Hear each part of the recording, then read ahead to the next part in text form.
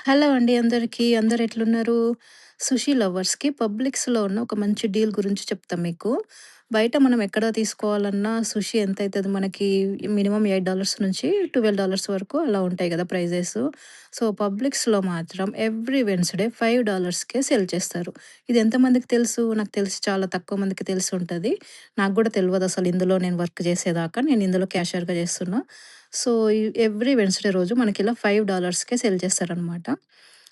చాలా మంచి డీల్ ఇది. చాలా మంది తీసుకెళ్తారనమాట. వేరేవి చూడండి పైన $11కి, $12కి అలా ఉంటవి. అవి రెగ్యులర్‌గా ఉండే ప్రైజెస్ అనమాట అవి.